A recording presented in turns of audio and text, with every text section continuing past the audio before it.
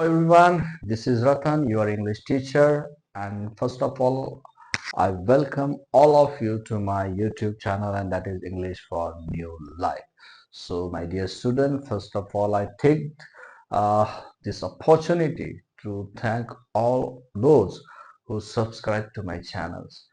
Also, I want to thank them who liked my videos. Once again, I want to thank them who shared my videos with others.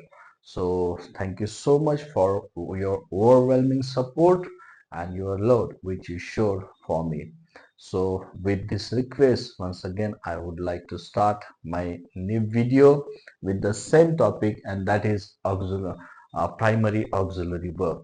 So if you are new to my channel, if you are watching first time my videos, then I request all of you, please subscribe to my channel and don't forget to press the bell icon over there, that you may be the first one to receive the notification of my upcoming videos.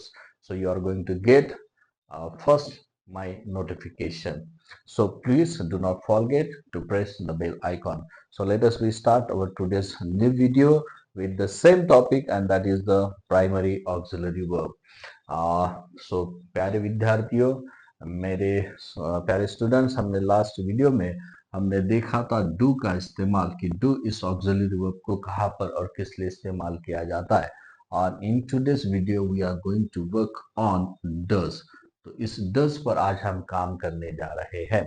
तो जब आपको पता है कि do और does इसमें कोई अंतर नहीं है, मगर इसको हमने क्या लगा दिया है, इसको हमने सफिक्स लगा देने से, है ना, ईएस इस सफिक्स को लगा देने से डू का हमने डस यहाँ पर किया है। तो यहाँ पर इस डू को क्यों हमने सफिक्स लगाया और क्यों इसे लगाया जाता है, तो इसको आज हम देखेंगे। तो जब कभी भी हम first person third person singular की बात करते हैं, ही, शी, इट, राम, श्याम या रोहन या फिर कोई भी और कोई व्यक्ति जिसके बारे में ना थर्ड पर्सन सिंगुलर की हम बात करते हैं, तो इन सभी के साथ में आपको और मुझको डस का इस्तेमाल करना है। कब? कि जब कभी हम नेगेटिव सेंटेंस बनाएंगे, है ना, तो इन थर्ड पर्सन के समय में हम कोई नेगेटिव सेंटेंस बनाएंगे या फिर इंटरोगेटिव सेंटेंस को हम फॉर्म करने जा रहे हैं।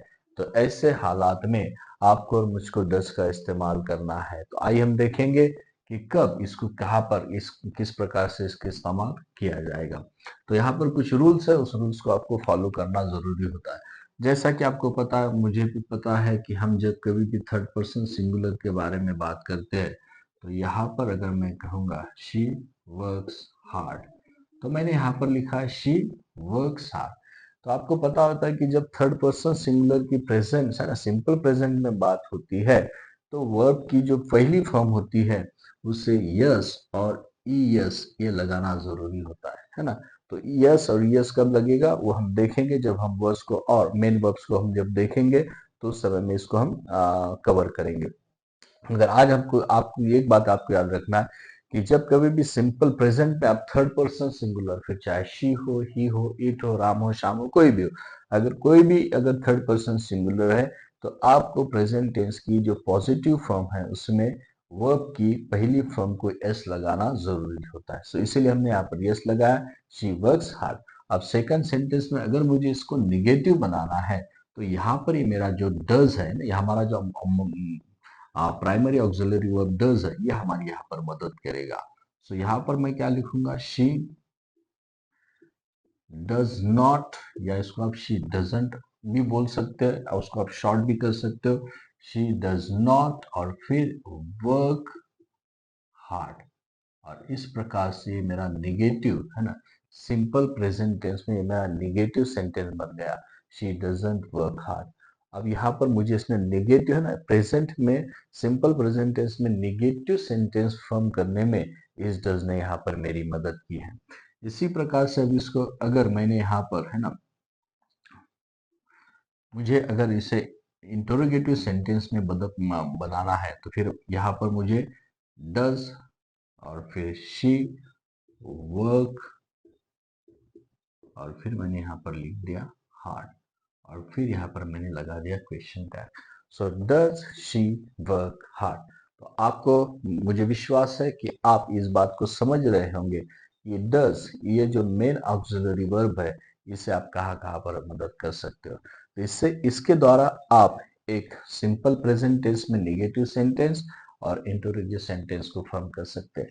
चाहे फिर ही हो, शी हो, इट हो, राम हो, शाम हो, इन सभी के साथ में आपको इसको इस्तेमाल करना है। मगर एक चीज जो आपको याद रखना है कि जब मैंने यहाँ पर पॉजिटिव सेंटेंस बनाया, तब मैंने यहाँ पे वर्ब की फॉर्म को यस लगाया। मगर जब मैंने यहाँ पर डज लगाया है, तब यहाँ की वर्ब की फॉर्म में मैंने यस को ऐड नहीं किया। सो whenever you are going to use does, है ना, in your negative sentence or interrogative sentence, do not add yes or es to the form of the verb, है ना। तो फर्म की जो वर्ब की फर्म, प्रेजेंट फर्म है, उसको आपको यस और ईएस लगाना नहीं है। So don't forget this thing, keep this thing in your mind. So ये होगा हमारा डस का इस्तेमाल। अब उसके बाद में हम आगे बढ़ेंगे और आगे बढ़ते हुए देखेंगे कि डिड, इस ऑक्सिलरी वर्ब को किस प्रकार से इस्तेमाल किया जाता है, और उसका इस्तेमाल आज हम यहाँ पर इस वीडियो में देखेंगे, इस वीडियो में हम सीखेंगे। तो यहाँ पर अभी हम करेंगे बात डिड की। आपको पता है कि डू, और डू का ही पास्ट होता है डिड, है ना। तो अगर डू को हमने प्रेजेंट में इस्तेमाल किया है, तो ऑब्वियसली इसे हम कहाँ पर इस्तेमाल करने जा रहे हैं, इसे हम सिंपल पास्ट में इस्तेमाल करने जा रहे हैं, है ना। सो ये सिंपल पास्ट में हम इस्तेमाल करेगा। अगर हमने इसको सिंपल प्रेजेंट में हमने इसका इस्तेमाल किया, तो वो ये जो उसका जो पास्ट रहेगा, तो ये कहाँ पर इस्तेमाल होगा, ऑब्वियसली इनटू सिंपल पास्ट है। तो यहाँ पर अब हम देखेंगे कि ये डिड हमारी क्या मदद करेगा। बिल्कुल आपको समझ में आ रहा होगा कि जैसा डू का इस्तेमाल, वैसा ही डिड का इस्तेमाल है। तो देखिए, इसको बहुत आसान है इसका इस्तेमाल करना। शी went to school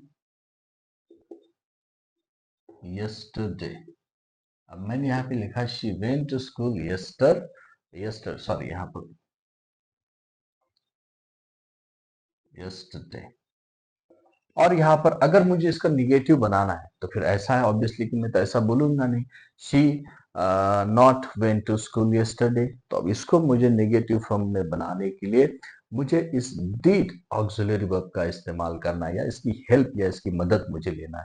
तो ये सेंटेंस कैसा बनेगा, शी डिड नॉट, या उसको आप शी डिडंट भी बोल सकते हो। So she did not. और यहाँ पर अब ये देखिए, अब यहाँ पर एक ना ट्रिक है।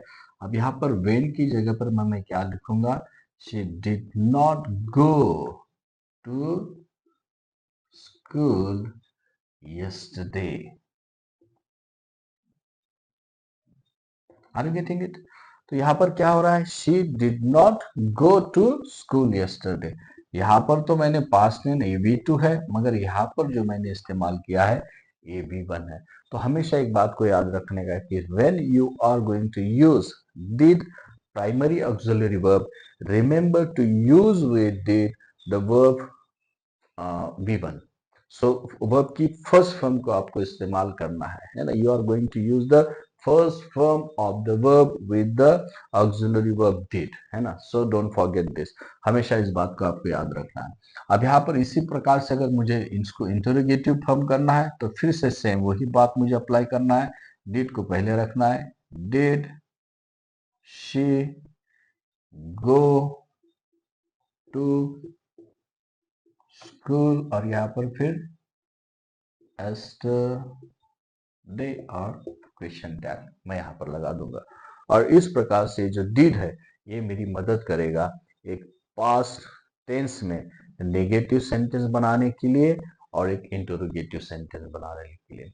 आई बिलीव कि आपको समझ आ रहा होगा, काफी आसानी से, बहुत आसान है, और इस कंसेप्ट को आप समझ रहे होंगे, ऐसा मैं विश्वास करता हूँ। और इस विश्वास के साथ में चलिए हम आगे बढ़ेंगे, और जो हमारा बचा है हैव और हैज और हैड, इनका भी इस्तेमाल हम सीख लेंगे कि किस प्रकार से इनका इस्तेमाल, ये जो हमारे प्राइमरी ऑक्सिलरी वर्ब्स होते हैं, इनका इस्तेमाल एक से हमारे कहाँ पर और किस किस प्रकार से सेंटेंस में हम कर सकते हैं, इसको हम देखेंगे। तो यहाँ पर जो होता है हैव और हैज, ये होते हैं प्रेजेंट टेंस के लिए। अब कौन सा प्रेजेंट है वो भी हम देखेंगे। तो ये प्रेजेंट टेंस में होता है, और हैड जो होता है ये होता है पास्ट टेंस के लिए। मगर ये कौन सा पास्ट है ये भी हम देखेंगे। तो ये जो पास्ट होता है ये परफेक्ट पास्ट के लिए हम इसका इस्तेमाल कर सकते हैं, या करना चाहिए, या होता ही है।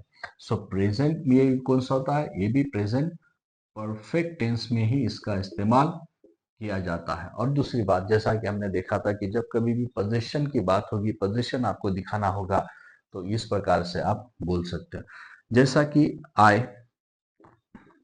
Have a big house. अगर मैंने यहाँ पर लिखा आई हैव अ बिग हाउस, यानी मेरे पास में एक बड़ा सा मकान है। अगर मैंने ऐसा किया आई have a lot of money, मेरे पास में बहुत सारे पैसे है, आई हैव मच मनी, तो ये भी हो सकता है, ऐसा भी इसको बना सकते हैं। और इसी प्रकार से यहाँ पर भी इसका इस्तेमाल किया जाएगा। अगर मैंने यहाँ पर लिखा आई हैड मेनी फ्रेंड्स, अगर मैंने लिखा यहाँ पर आई हैड मेनी फ्रेंड्स, है ना, इन द कॉलेज और इन द स्कूल, ऐसा भी आप लिख सकते हो। तो मेरे बहुत सारे दोस्त थे जब मैं स्कूल में था। अगर ऐसा लिखा तो मेरे बहुत सारे दोस्त थे, ऐसा यहाँ पर बना है ना। तो ये पास में जो हमारे पास में पोजीशन था उसके बारे में बात कर रहा है। और यहाँ पर जो प्रेजेंट के पोजीशन की बात हम जब करते हैं, यानी अभी मेरे पास में कुछ है, I have a big house, I have two pens, I have lot of books, है ना, आई हैव मेनी बुक्स, इस प्रकार से भी आप इसको इस्तेमाल कर सकते हो, बोल सकते हो। अब इसका जो दूसरा यूज है या इसका इस्तेमाल है हैव और हैज का, अब इसको हम देखेंगे। तो आपको हैज कब इस्तेमाल करना है, फार्मूला वही है, सेम है, ही, शी, इट, रोहन। तो थर्ड पर्सन जब कभी सिंगुलर रहेगा तब उसके साथ में आपको हैज इस्तेमाल करना है। मगर यहाँ पर हैड इस्तेमाल करते समय कोई रूल नहीं है, कोई फार्मूला नहीं है। आप सभी के साथ में, सभी सब्जेक्ट के साथ में, फिर चाहे वो सिंगुलर हो, फर्स्ट पर्सन हो, सेकंड पर्सन हो या थर्ड पर्सन हो, सभी के साथ में आपको हैड ही इस्तेमाल करना है। सिर्फ आपको याद रखना है यहाँ पर ही जब हैव और हैज की बात आती है तो ही, शी, इट और रोहन थर्ड पर्सन सिंगुलर रहेगा तब हैज, और जब कभी भी फर्स्ट पर्सन है और प्लूरल है तब हम हैव का इस्तेमाल करने जा रहे हैं। तो इसको अभी हम देखेंगे कि कैसे इसके सेंटेंस परफेक्ट टेंस में आपको बनाने हैं, है ना। तो अगर मैंने यहां पर लिखा I have done my home work, I have done my homework. और यहां पर अगर मैंने लिखा तो she has finished her lunch। अब यहाँ पर मैंने लिखा शी हैज फिनिश्ड हर, फिर यहाँ पर ही भी हो सकता है, इन भी हो सकता है, रोहन भी हो सकता है, कोई भी होता है। तो यहाँ पर आप देख रहे हैं कि यहाँ पर एक प्रेजेंट है ना, परफेक्ट टेंस फॉर्म करने के लिए, है ना, मुझे इस हैव और हैज, इस प्राइमरी ऑक्सिलरी वर्ब ने मेरी मदद की है। तो यहाँ पर देखिए इसका जो है ना, हैव के साथ में हमेशा वर्ब की थर्ड फॉर्म को इस्तेमाल किया जाता है ना। तो यहाँ पर भी मैंने हैज के साथ में फिनिश्ड, ये जो वर्ब की थर्ड फॉर्म है, इसका इस्तेमाल किया है। So don't forget, when you are going to form past or sorry, present perfect tense, you are going to use with have the present participle of or sorry past participle of the verb। तो यहाँ पर आपको हमेशा याद रखना है कि verb की थर्ड फॉर्म को यहाँ पर आपको इस्तेमाल करना है। तो इसी प्रकार से मैंने यहाँ पर she has finished her lunch, ये पास्ट है ना, पास्ट पार्टिसिपल वर्ब की जो थर्ड फॉर्म होती है इसको यहाँ पर मैंने इस्तेमाल किया है। सेम उसी प्रकार से अब यहाँ पर अगर हमने बात किया करेंगे, सो आई हैड मेट देम। अगर मैंने यहाँ पर लिखा आई हैड मेट देम तो मैं उनसे मिला था। तो इस प्रकार से सेंटेंस बनाने में आपकी हैव, हैज और हैड आपकी मदद करते हैं। So my dear students, I hope ये जो वीडियो है ये वीडियो आपके लिए बहुत फायदेमंद रहा होगा, और इस वीडियो के द्वारा आपने बहुत कुछ सीखा होगा। जो हमारे मेन ऑक्सिलरी वर्ब है इस वीडियो में हमने कवर कर लिए। कहाँ कहाँ पर उनका इस्तेमाल करना है, कैसा कैसा इस्तेमाल करना है, इन सब के बारे में मैंने आपको डिटेल्स में यहाँ पर दिखाया है, सिखाया है, बताया है। तो आई होप कि आप आने वाले दिनों में इन सारे main auxiliary sorry primary auxiliary verbs का आप बहुत अच्छी तरह से इस्तेमाल करने जा रहे हो, और आने वाले दिनों में आपको कोई भी प्रॉब्लम इन है ना ऑक्सिलरी वर्ब से रिलेटेड अभी आपको कभी होगी नहीं। इसी विश्वास के साथ में अभी हम यहाँ पर रुकते हैं, और फिर से एक बार मैं आपसे विनती करता हूँ, once again I request all of you, so please subscribe to my channel, and once again like my video, share my videos with other, and tell others to subscribe my channel. So once again, thank you so much.